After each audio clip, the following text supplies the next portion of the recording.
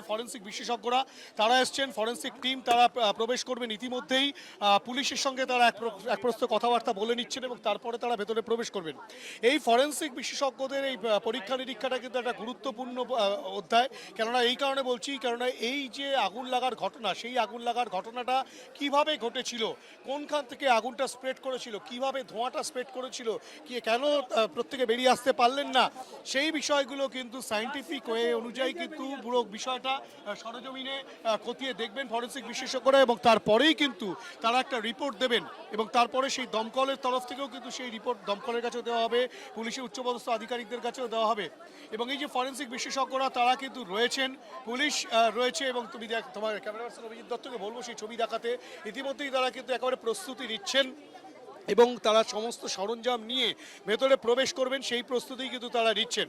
তোমাকে বলে রাখি, এই যে মর্মান্তিক অগ্নিকাণ্ডের ঘটনা ঘটলো খাস কলকাতার বুকে, কলকাতার প্রাণকেন্দ্রে মির্জা গালিব স্ট্রিটে, সেখানে কিন্তু যে অগ্নিকাণ্ডের ঘটনা ঘটলো সেই অগ্নিকাণ্ডের ঘটনায় 9 জনের মৃত্যু হলো।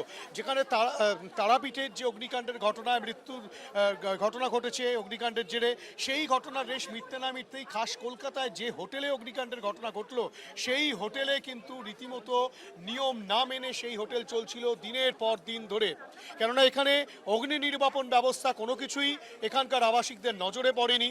দমকল কর্মীরা যারা অগ্নি নির্বাপনের জন্য ভেতরে প্রবেশ করেছিলেন তাদেরও নজরে আসেনি এবং এখানে অপ্রশস্ত রাস্তা রয়েছে। শুধু তাই নয়, তোমাকে বলে রাখি, ফরেন্সিক বিশেষজ্ঞরা যেই স্থলে গিয়ে পৌঁছবেন, অর্থাৎ কিনা অগ্নিস্থলে আগুন লাগার যে ঘটনাস্থল সেখানে গিয়ে পৌঁছবেন, এখানে যে মূল গেট রয়েছে, মূল গেট থেকে প্রবেশ করার পরেই গোটা 5তলা বিল্ডিং জুড়ে কিন্তু যে সিঁড়ি রয়েছে সেই সিঁড়ি লোহার সিঁড়ি।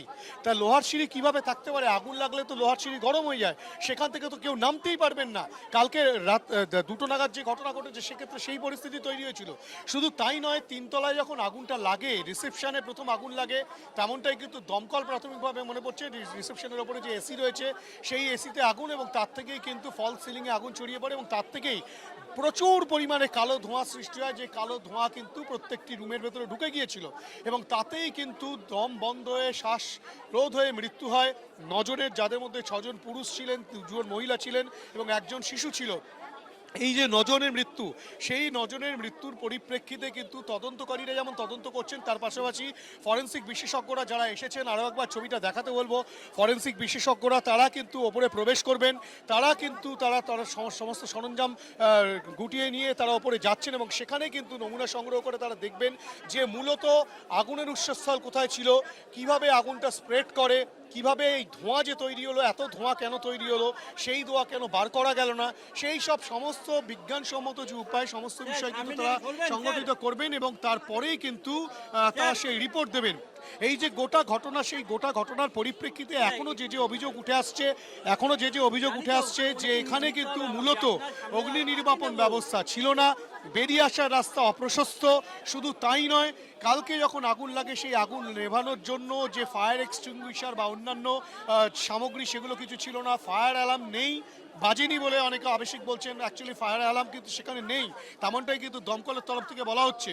তুমি আমাকে দেখাবো আরেকবার, ফরেন্সিক বিশেষজ্ঞরা তারা কিন্তু তদন্তকারীদের সঙ্গে অর্থাৎ কিনা পুলিশের সঙ্গে কথা বলছে। নিউ মার্কেট থানার অন্তর্গত মির্জা গালিব স্ট্রিট 15 মির্জা গালিব স্ট্রিট, সেখানেই কিন্তু অগ্নিকাণ্ডের ঘটনা। সেই অগ্নিকাণ্ডের ঘটনায় 9 জনের মৃত্যু এবং এই ঘটনা ঘটলো কখন? ঘটনা ঘটলো ঠিক রাত 1:45 নাগাদ এবং তারপরে এই আগুন লেগেছে, যে বিল্ডিং দেখলে কিন্তু বোঝার উপায় নেই আগুন লেগেছে, কারণ আগুনটা লেগেছে ভিতরে এবং আগুনের ভয়াবহতা যতটা না বেশি ছিল, আগুন থেকে সৃষ্ট যে ধোঁয়া, সেই ধোঁয়া কিন্তু কার্যত প্রত্যেকের মৃত্যুর কারণ হিসেবে মনে করা হচ্ছে। সেটা ময়নাতদন্তের পর স্পষ্ট হবে, কিন্তু ময়নাতদন্তের হবে সেটা কিন্তু ময়নাতদন্তের প্রক্রিয়া যেমন চলবে, কলকাতা মেডিকেল কলেজে দেহ রাখা রয়েছে, তার পাশাপাশি ফরেন্সিক বিশেষজ্ঞদের দিয়ে কিন্তু এখানে পরীক্ষা নিরীক্ষা করিয়ে দেখানো হচ্ছে যে মূলত আগুন কিভাবে লেগে থাকতে পারে, কোথায় উৎসস্থল, কিভাবে আগুনটা স্প্রেড করলো, কিভাবে ধোঁয়া তৈরি হলো এবং যাই সব আবাসিকরা ভেতরে ছিলেন তাদের মধ্যে অনেকেই বাংলাদেশের থেকে চিকিৎসার জন্য এখানে এসেছিলেন, অনেকে এই রাজ্যেরই বিভিন্ন জেলা থেকে এসেছেন, সেই চিত্রই উঠে আসছে। এবিপি আনন্দ, এগিয়ে থাকে, এগিয়ে রাখে।